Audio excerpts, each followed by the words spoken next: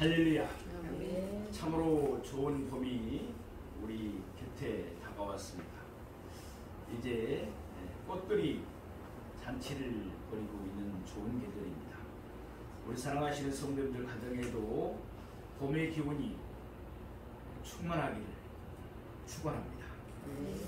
오늘은 요한복음 6장 1절에서 13절 말씀을 본문으로 문제 해결자 예수님 부제목으로 큰 무리를 배불리 먹이신 예수님이라는 제목으로 말씀의 은혜를 나누겠습니다.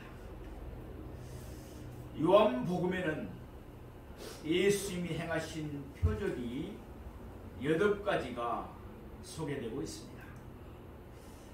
첫 표적은 예수님께서 가나 혼인잔치에서 물로 포도주를 만드신 것이었습니다.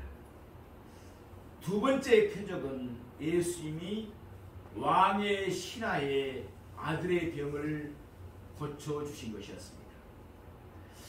세 번째 표적은 지난주에 우리가 상고해 봤듯이 38년 된 환자를, 병자를 치유해 주신 것이었습니다. 이들 세 표적들은 다른 복음서, 그러니까 마태, 마가, 누가복음서에는 기록되어 있지 않습니다. 오직 요한복음에만 기록되어 있습니다. 반면에 오늘 우리가 상고해 볼 네 번째 표적은 네 복음서에 똑같이 기록되어 있습니다. 예수님의 표적들 가운데서 이 네 번째 표적은 가장 많은 사람들이 한꺼번에 목격했던 사건입니다. 뿐만 아니라 이는 예수님의 신성을 가장 잘 나타내주는 표적이었습니다. 예수님은 이 네 번째 표적을 통해서 자신이 창조주 하나님이심을 밝히 드러내셨습니다. 이 시간에 예수님이 우리에게 주시는 생명의 양식으로 우리의 영적 갈급함이 채워지는 복된 시간이 되기를 소망합니다. 뿐만 아니라 우리 모두 날마다 예수님 안에서 풍성한 삶을 살아가시기를 축복합니다. 그러면 이제부터 오늘 본문의 말씀을 세 대지로 나누어서 자세히 상고하면서 말씀의 은혜를 나누겠습니다. 첫 번째, 큰 무리가 예수님을 따랐습니다. 우리 본문 요한복음 6장 1절에서 2절 말씀을 보시겠습니다. 그 후에 예수께서 디베라의 갈릴리 바다 건너편으로 가시니 큰 무리가 따르니 이는 병자들에게 행하시는 표적을 보았음이로라. 아멘. 그 후에라는 말씀으로 시작하고 있습니다. 앞장에서 예수님은 예루살렘 양문 곁에 베데스다 목가에 있었던 38년 된 병자를 고쳐주셨습니다. 그런데 그날이 안식일이었습니다.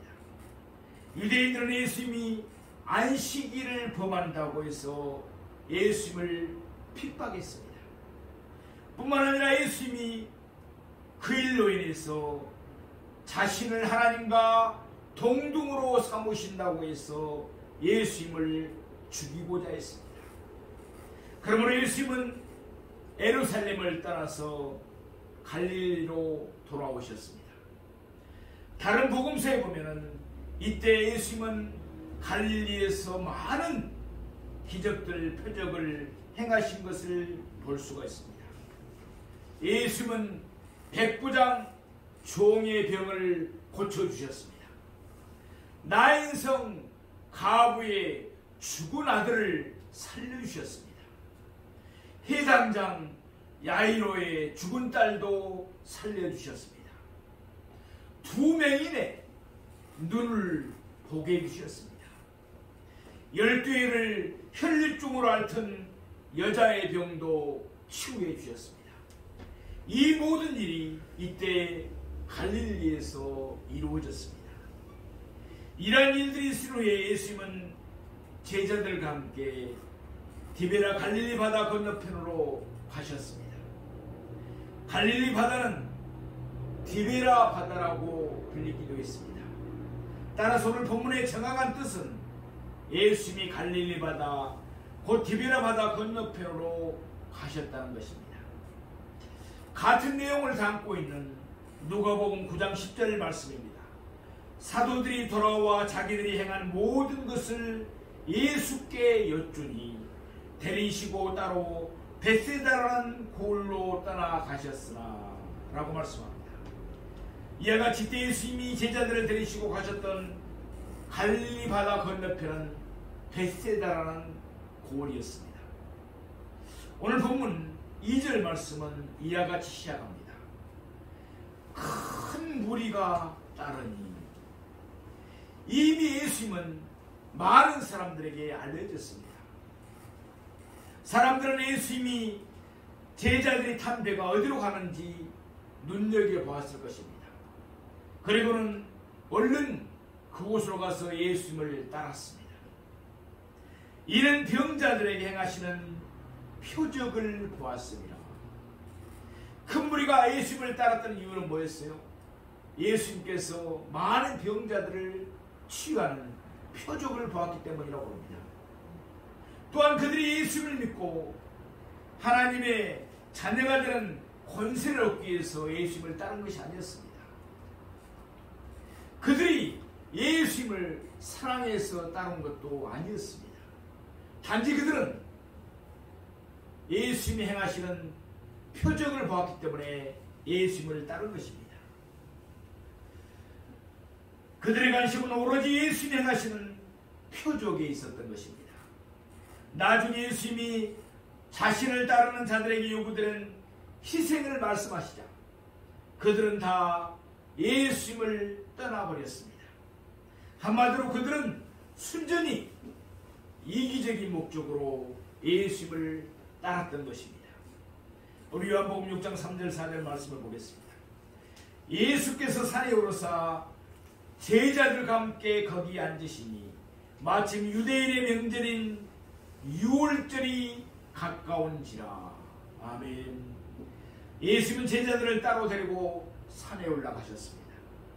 예수님은 제자들과 함께 하는 시간을 원하셨던 것 같습니다. 산에 오르신 예수님은 제자들과 함께 거기에 앉으셨습니다. 보통 우리나라 사람들은 가르칠 때 앉아서 가르칩니까? 서서 가르칩니까? 서서 이렇게 가르칩니다. 그러나 유대인들은 전통적으로 앉아서 가르칩니다.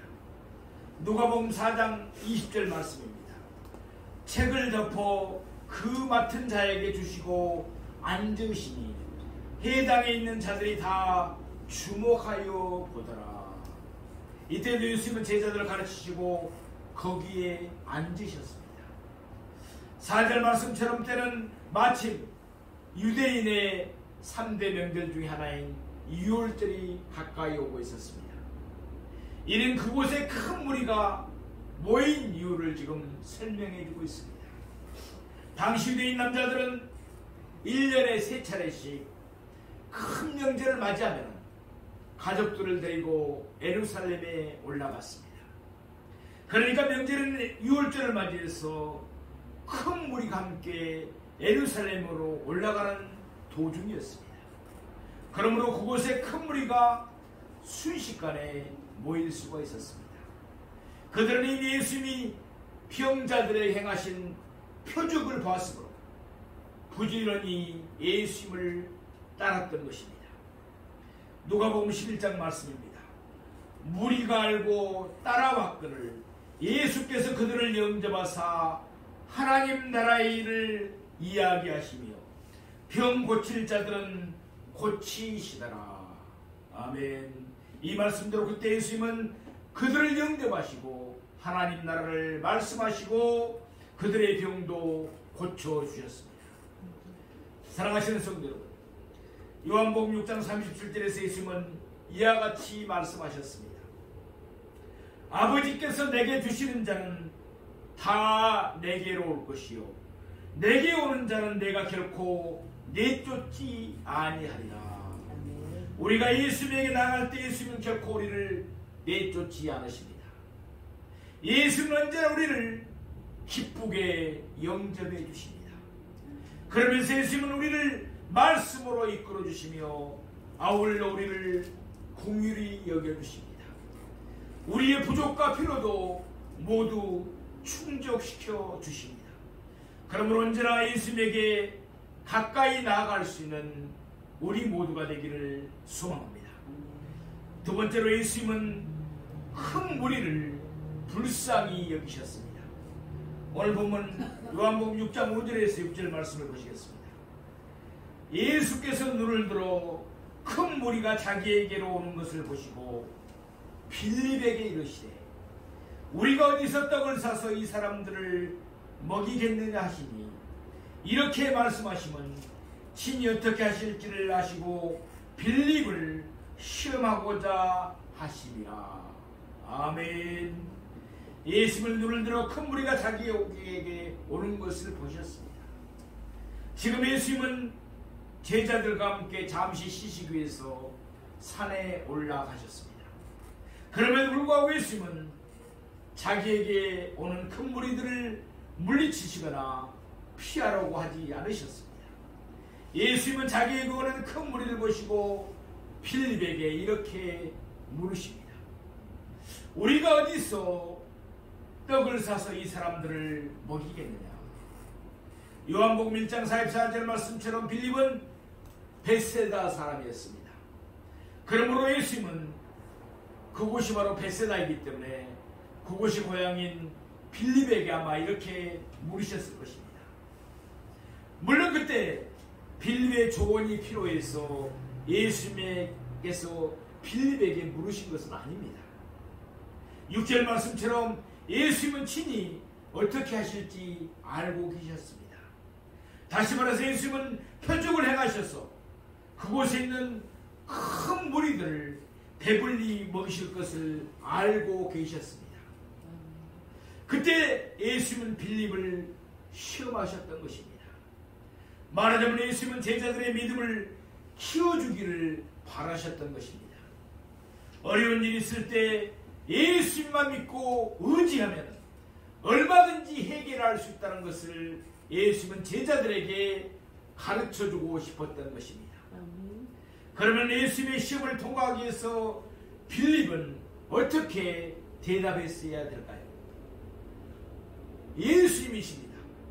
예수님은 이 모든 사람들을 배부르게 먹이실 수가 있으십니다. 이와 같은 대답을 했어야 마땅했을 것입니다. 그런데 빌립은 예수님의 시험을 통과하지 못했습니다. 오늘 보면 6장 7절 말씀을 보시겠습니다. 빌립이 대답하되 각 사람으로 조금씩 받게 할지라도 200데나리온의 떡이 부족하리이다.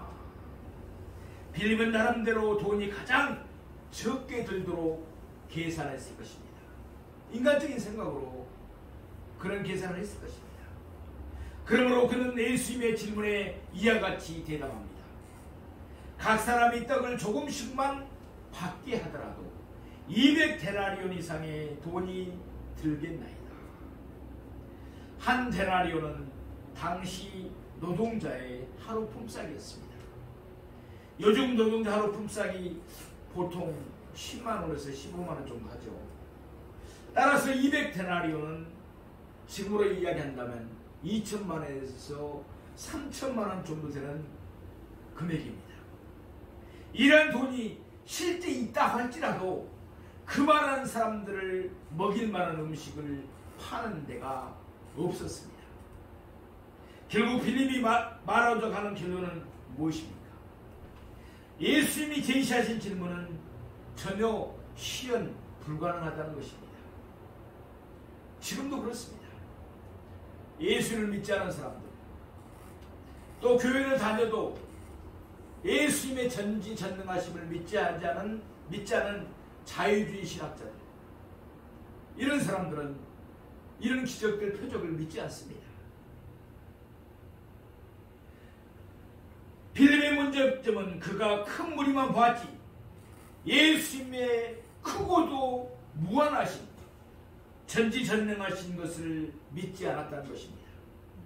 아마도 예수님은 빌립을 비롯한 모든 제자들에게 예수님의 질문을 한동안 계속해서 생각하도록 만드셨을 것입니다. 그런 동안 예수님은 자기에게 나온 큰 무리를 영접하시고 그들을 가르치시면서 병도 고쳐주셨습니다. 잠시 후에 제자들이 예수님께 나왔습니다. 마태복음 14장 15절에서 16절 말씀입니다. 저녁이 되매 제자들이 나와 이르되 이곳은 빈들이요 때도 이미 저물었으니 무리를 보내어 마을에 들어가 먹을 것을 사 먹게 하소서. 예수께서 이르시되 갈 것 없다. 너희가 먹을 것을 주라. 아멘. 제자들이 내린 결론은 무엇이었습니까? 무리들을 해산시켜서 마을에 가서 저들이 알아서 사 먹도록 하자는 것이었습니다. 결국 제자들은 아무도 예수님의 시험에 합격하지 못했습니다. 예수님은 그들을 해산시킬 필요가 없다고 말씀하시면서 제자들이 그들에게 먹을 것을 주라고 말씀하십니다. 우리 요한복음 6장 8절에서 9절 말씀 보시겠습니다. 제자 중 하나 곧 시몬 베드로 형제 안드레가 예수께 여짜오되 여기 한 아이가 있어 보리떡 5개와 물고기 2마리를 가지고 있나이다. 그러나 그것이 이 많은 사람에게 얼마나 되겠사옵나이까. 이때 예수님이 12제자 중 하나이며 시몬 베드로의 형제인 안드레가 무리 가운데서 한 아이를 발견했습니다. 그런데 그 아이가 보리떡 5개와 물고기 2마리를 가지고 있었습니다. 보리떡 5개, 물고기 2마리. 한문으로 우리가 오병이어라고 그러죠. 안드레는 그 아이를 데리고 와서 예수님에게 그 아이를 소개했습니다. 그래도 안드레는 빌립보다는 진일보했습니다. 빌립은 가만히 앉아서 자기 머리로 계산해서 불가능하다는 결론을 내었습니다. 그러나 안드레는 그곳에 무엇이 있는지를 찾아 나섰습니다. 나름대로 자기가 할 수 있는 최선을 다했습니다. 안드레는 보리떡 5개와 물고기 2마리를 가진 아이를 예수님께 데리고 와서 그를 예수님에게 소개했습니다. 보리떡 5개와 물고기 2마리는 보잘것없는 것이었습니다. 당시 어린아이의 한 끼 식사 정도밖에 안 됐습니다.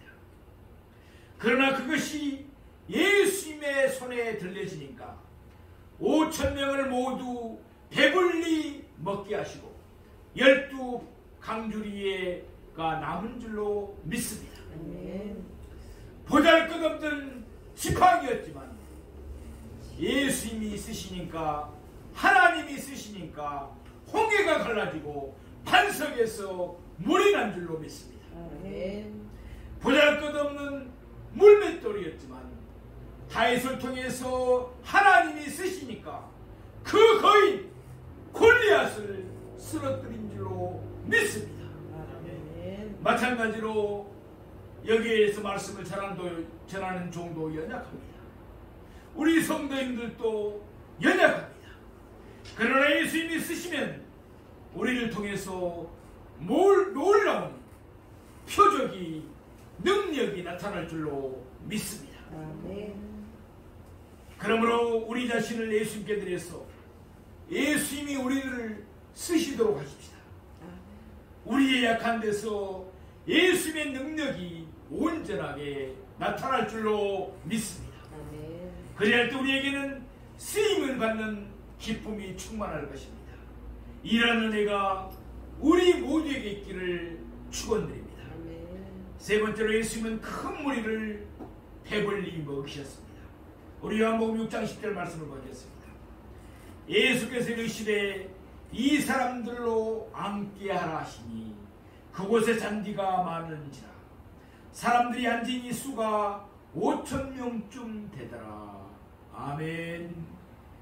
예수님은 제자들에게 명하여 사람들이 앉도록 명하였습니다. 그곳에는 잔디가 많았습니다. 때는 6월절이 가까워지고 있었습니다. 4월경이었습니다. 이스라엘에는 3월경에 늦은 비가 내립니다. 비가 오고 난 뒤에 그곳에는 많은 잔디가 푸르게 자라고 있었습니다. 예수님의 명을 따라서 제자들은 사람들을 앉혔습니다. 제자들은 믿음이 부족하고 연약했습니다. 그러나 예수님이 명하시니까 그들은 순종했습니다. 마가복음 6장 40절 말씀처럼 제자들은 그 모든 사람으로 때를 지어 100명씩 또는 50명씩 푸른 잔디에 앉게 했습니다. 그곳에 있던 모든 사람들이 음식을 먹으려고 다 자리에 앉았습니다. 그런데 마태복음 14장 21절 말씀과 같이 그 수요는 남자들만 계산하더라도 5,000명쯤 되었습니다.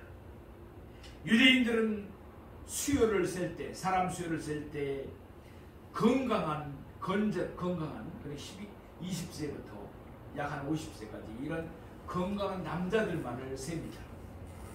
여자나 어린아이, 노인들은 숫자에 세지를 않습니다. 그러니까 5,000명쯤 거기에 있었다는 것은 약 한 2만 명이 지금 모였다는 것을 말씀합니다. 요한복음 6장 11절 말씀을 보겠습니다. 예수께서 떡을 가져 축사하신 후에 앉아있는 자들에게 나눠주시고 물고기도 그렇게 그들의 온대로 주시니라. 아멘. 예수님은 떡을 가지고 축사하셨습니다. 축사라는 것은 축복하고 하나님께 감사 기도했다는 것입니다. 마태복음 14장 19절 말씀처럼 예수님은 하늘로 하나님께 감사하셨습니다. 예수님은 가진 것으로 감사하셨습니다. 뿐만 아니라 예수님은 그것으로 모두가 배불리 먹을 것을 내다보시면서 하나님께 감사하셨습니다. 사랑하시는 여러분, 예수님이 보여주신 논리를 따라서 우리도 감사할 수 있기를 바랍니다. 지난날의 일에 감사하십시다. 현재 손에 쥐고 있는 것에 감사하십시다. 이것뿐만 아니라 앞으로 될 일을 미리 내다보면서 감사할 줄 아는 우리 모두가 되기를 원합니다. 아멘. 그러면 우리도 표적을 체험하면서 날마다 승리하며 살아갈 줄로 믿습니다. 아멘. 예수님은 그곳에 있는 무리에게 떡과 물고기를 그들의 온대로 나누어 주셨습니다. 물론 예수님이 친히 그곳에 있는 모든 사람들에게 일일이 그것을 나누어 준 것은 아닙니다. 당연히 제자들이 나누어 줬겠죠. 물론 우리는 그때 어떤 식으로 표적이 일어나는지는 알 수가 없습니다. 그러나 예수님이 떡을 떼어 제자들에게 주실 때부터 창조의 역사는 일어났을 것입니다. 예수님은 버리떡과 물고기를 창조하셔서 우선 제자들의 바구니를 채워주셨을 것입니다.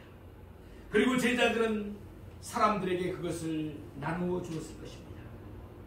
그런데도 바구니에는 여전히 떡과 물고기가 가득 있습니다. 예수님이 창조하시되 그 창조의 역사를 일으키셨기 때문에 그렇습니다. 이와 같이 표적을 통해서 예수님은 그의 영광을 나타내셨습니다. 곧 예수님은 모든 사람들 앞에서 자신이 바로 창조주 하나님이심을 나타내신 것입니다. 우리 요한복음 6장 12절 23절 말씀을 보겠습니다.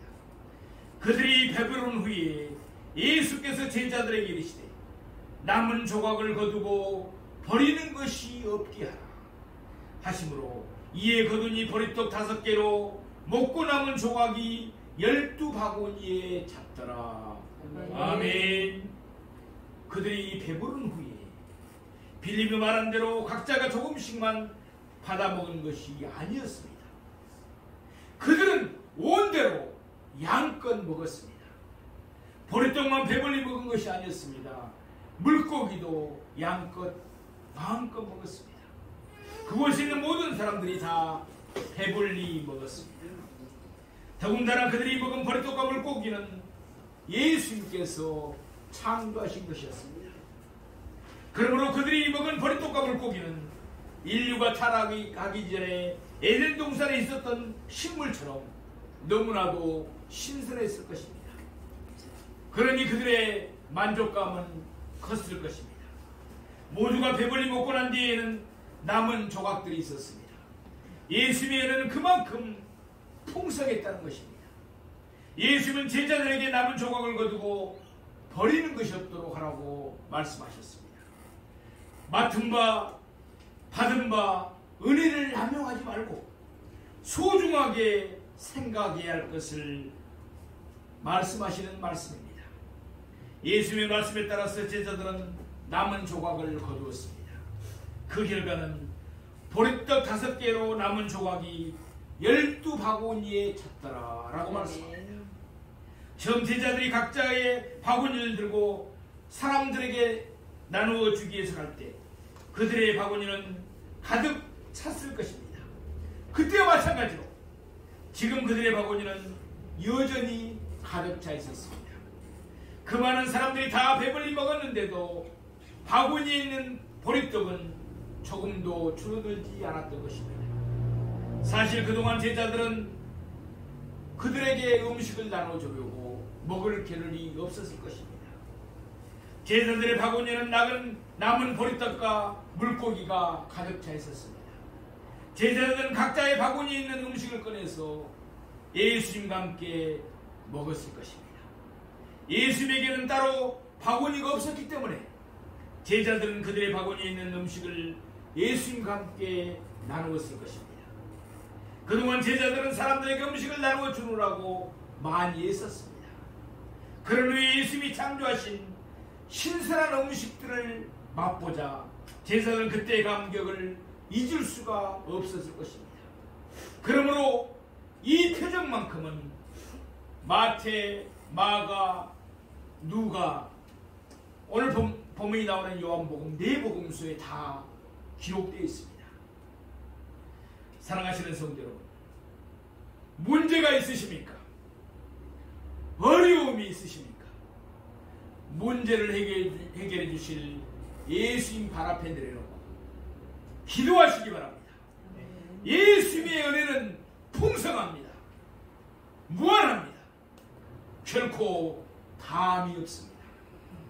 그러므로 어떤 경우라도 우리는 낙심하거나 좌절하지 말고 예수님에게 부르짖어 기도하면 주님께서 해결해 주신다는 큰 믿음의 사람들이 되어야 합니다. 요한복음 10장 10절 후반부 말씀입니다. 내가 온 곳은 양으로 생명을 얻게 하고 더 풍성히 얻게 하려는 것이라. 아멘. 예수님은 언제나 오늘이나 영원토록 동일하십니다. 예수님에게 나오면 예수님은 언제나 우리를 기쁨으로 영접해 주십니다. 그러므로 예수님은 우리의 모든 문제를 해결해 주십니다.